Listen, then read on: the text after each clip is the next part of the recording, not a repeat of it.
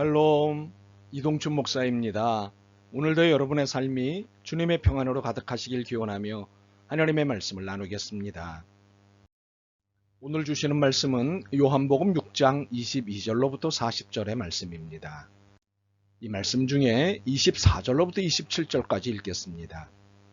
무리가 거기에 예수도 안 계시고 제자들도 없음을 보고 곧 배들을 타고 예수를 찾으러 가버나움으로 가서 바다 건너편에서 만나 라삐여 언제 여기 오셨나이까 하니 예수께서 대답하여 이르시되 내가 진실로 진실로 너희에게 이르노니 너희가 나를 찾는 것은 표적을 본 까닭이 아니요 떡을 먹고 배부른 까닭이로다. 썩을 양식을 위하여 일하지 말고 영생하도록 있는 양식을 위하여 하라. 이 양식은 인자가 너희에게 주리니 인자는 아버지 하나님께서 인치신 자니라. 아멘. 요한복음 6장 22절로부터 40절의 말씀을 본문으로 또 밥타령이라는 제목으로 요한복음 27번째 시간의 말씀을 나누도록 하겠습니다. 타령의 뜻을 사전에서 찾아보니 네 가지 뜻이 있더군요. 첫 번째는 조선 때 음악곡조의 한 가지입니다. 두 번째는 광대의 판소리나 잡가의 총칭을 일컫지요. 세 번째는 어떤 사물에 대해 자꾸 이야기하거나 뇌까리는 일입니다. 네 번째 의미는 변함없이 똑같은 상태임을 나타내는 말이죠. 자, 여러분에게 퀴즈를 하나 내겠습니다. 오늘 설교의 제목 타령은 이 네 가지 뜻 중 어느 것에 해당될까요? 세 번째와 네 번째입니다. 어떤 사물에 대해 자꾸 이야기하거나 뇌까리는 일이고 변함없이 똑같은 상태임을 나타내는 말입니다. 본문을 통해 곧 동의하시게 될 것입니다. 오병이어의 사건이 엄청난 파장을 일으킨 것이 분명합니다. 예수님 스토커들이 생겼기 때문입니다. 그러고 보니 스토커의 역사가 꽤 오래된 것 같습니다. 22절에서부터 25절을 보실까요? 이튿날 바다 건너편에 서 있던 무리가 배 한 척 외에 다른 배가 거기 없는 것과 또 어제 예수께서 제자들과 함께 그 배에 오르지 아니하시고 제자들만 가는 것을 보았더니 그러나 디베레에서 배들이 주께서 축사하신 후 여럿이 떡 먹던 그곳에 가까이 왔더라. 무리가 거기에 예수도 안 계시고 제자들도 없음을 보고 곧 배를 타고 예수를 찾으러 가버나움으로 가서 바다 건너편에서 만나 라삐여 언제 여기 오셨나이까 하니 오병이어의 사건이 있고 그 다음 날이었습니다. 한 무리의 사람들이 오병이어 사건 현장에 나타났습니다. 그들은 궁금한 것이 많았습니다. 특히 예수님이 어디 계시는지에 대해 궁금해했습니다. 탐문 끝에 거기에 배 한 척만 있다는 것과 예수님께서는 제자들과 함께 그 배를 타지 않으셨고 제자들만 따라 떠나갔다는 사실을 알았습니다. 그런데 그들의 뒤를 이어 디베랴에서 온 배 몇 척이 그곳 오병이어의 사건이 일어났던 곳에 온 것입니다. 아마 어제 참석 안 했지만 소문 듣고 온 사람들이 분명합니다. 무리는 거기에 예수도 안 계시고 제자들도 없는 것을 알게 되었습니다. 그러자 그곳에 모인 모든 사람들이 배를 나누어 타고 예수님을 찾아 가버나움으로 갔습니다. 끈질긴 추적 끝에 드디어 바다 건너편 가버나움에서 예수님을 만나게 되었습니다. 이 스토커들 얼마나 반갑겠습니까? 아이고 선생님 언제 여기에 오셨습니까? 그런데 이렇게 반가워하는 스토커들을 향해 예수님께서 보이신 반응은 이상했습니다. 스토커라서 그러셨을까요? 세상에 여기까지 찾아와 주다니 참으로 고맙네 라고 하셨어야 하지 않을까요? 그런데 예수님은 이렇게 말씀하셨습니다. 26절입니다. 예수께서 대답하여 이르시되 내가 진실로 진실로 너희에게 이르노니 너희가 나를 찾는 것은 표적을 본 까닭이 아니요 떡을 먹고 배부른 까닭이로다. 이 긴 말을 한마디로 또 밥타령이구나 였습니다. 예수님이 오병이어의 역사를 일으키신 것은 이 표적을 보고 예수님께서 하나님의 아들이심을 믿게 하시려는 것이었습니다. 그런데 이 의도는 잃지 못하고 밥 먹은 것만 기억했던 것입니다. 그래서 또 밥 이야기만 했고 언제나처럼 밥 타령을 한 것입니다. 우리가 예수님을 믿는 것은 밥 때문에 믿는 것이 아닙니다. 그럼에도 예수님은 우리의 밥 걱정을 해주십니다. 밥은 잘 먹고 사는지, 밥은 부족하지 않은지 늘 예수님은 걱정하십니다. 우리의 신앙이 밥 때문에 흔들릴 수도 있다는 것을 아시기 때문이지요. 그런데 우리는 문제를 일으킵니다. 신앙은 간데 없고 밥에 온 신앙을 쏟습니다. 우리가 집중해야 할 걱정은 신앙인데 신앙은 밥에 묻히거나 밥과 동격이 되고 맙니다. 밥이 없다면 신앙은 의미 없다는 태도를 보입니다. 물론 밥 때문에 신앙이 흔들릴 수는 있습니다. 그런데 밥이 없으면 신앙도 없는 것일까요? 우리의 이런 생각을 짚어내신 예수님은 27절을 말씀하셨습니다. 썩을 양식을 위하여 일하지 말고 영생하도록 있는 양식을 위하여 하라. 이 양식은 인자가 너희에게 주리니 인자는 아버지 하나님께서 인치신 자니라. 우선 여러분에게 부탁부터 하고 27절을 설명하겠습니다. 그리스도교는 밥이 필요 없다거나 덜 중요하다고 말하는 종교가 아닙니다. 밥은 중요하다고 가르치는 종교입니다. 그러니 밥은 중요하지 않다고 말하지 않기를 바랍니다. 밥은 중요합니다. 그러나 밥이 중요하다며 밥만을 위해 사는 것은 참으로 안타까운 일이기 때문입니다. 밥은 썩는 것입니다. 밥도 썩고 밥을 먹은 육체도 썩습니다. 그렇게 밥만을 위해서 살면 반드시 허무해집니다. 그래서 예수님께서 하신 말씀입니다. 썩을 양식을 위하여 일하지 말고 영생하도록 있는 양식을 위하여 하라. 우리가 물질을 추구하는 한 인생의 허무함을 반드시 만나게 됩니다. 물질은 영혼을 만족시키는 충분 조건이 되지 않기 때문입니다. 필요 조건이기는 해도 충분 조건이 아니기 때문입니다. 그러므로 더욱이 그리스도인은 육체의 필요를 채우는 데 쓰는 에너지보다 영혼의 필요를 채우는 데 쓰는 에너지가 많아야 합니다.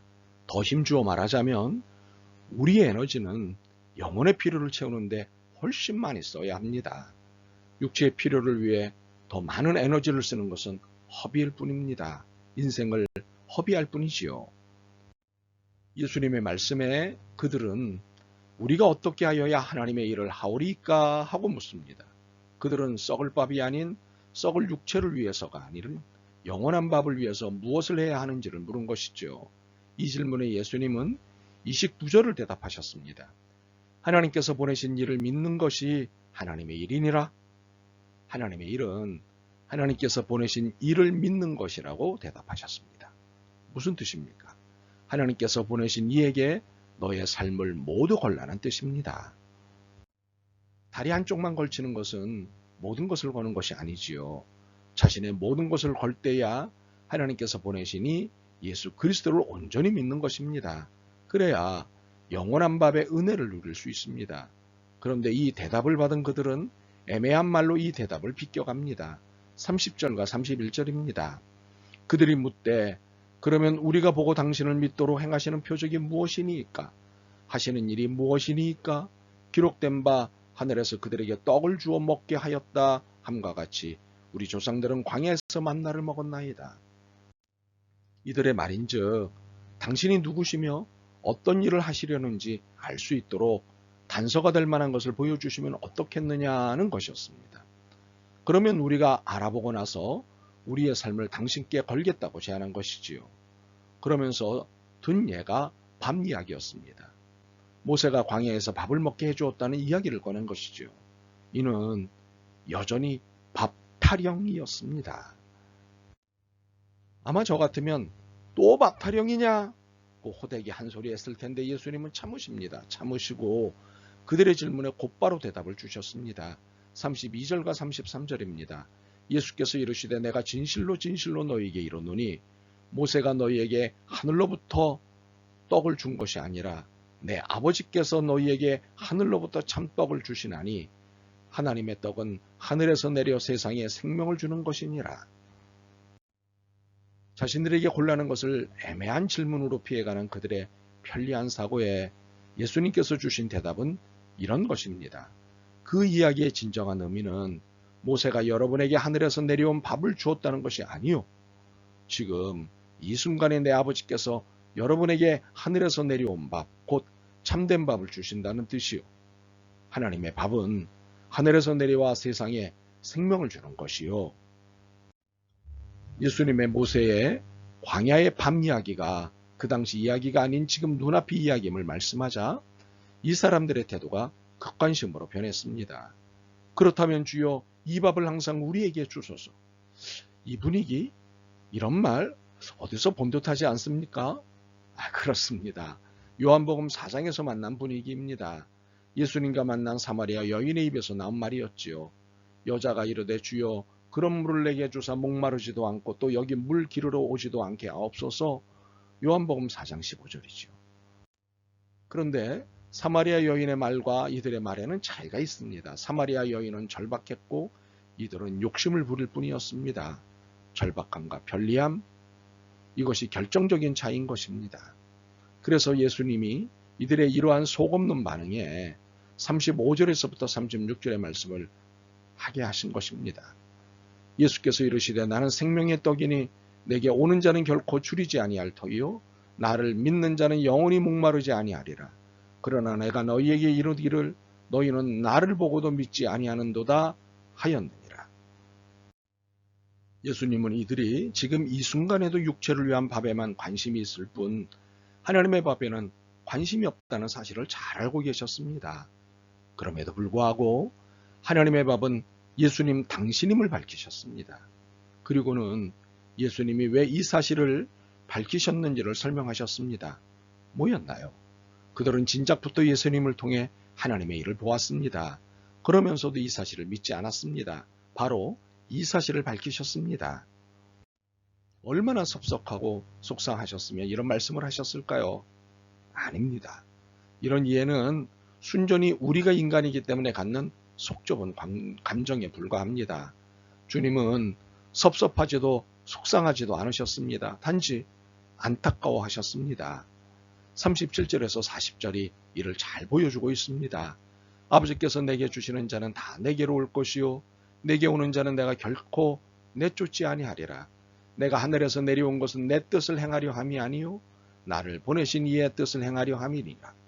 나를 보내신 이의 뜻은 내게 주시는 자 중에 내가 하나도 잃어버리지 아니하고 마지막 날에 다시 살리는 이것이니라. 내 아버지의 뜻은 아들을 보고 믿는 자마다 영생을 얻는 이것이니 마지막 날에 내가 이를 다시 살리리라 하시니라. 예수님은 이들이 믿지 않을 것을 알고 계셨습니다. 이 타락한 영혼들이 쉽게 믿을 리 없었기 때문입니다. 결국에는 믿을 자는 다 믿게 된다는 것도 알고 계셨습니다. 그렇기에 내게 오는 자는 내가 결코 내쫓지 아니하리라는 예수님의 확고한 입장을 내놓으신 것입니다. 이것은 단지 내쫓지 않는다는 의미가 아닙니다. 예수님께 온 사람은 누구든지 꽉 붙잡고 놓지 않으시는 예수님의 의지의 말씀입니다. 예수님의 의지는 39절에서도 확인할 수 있습니다.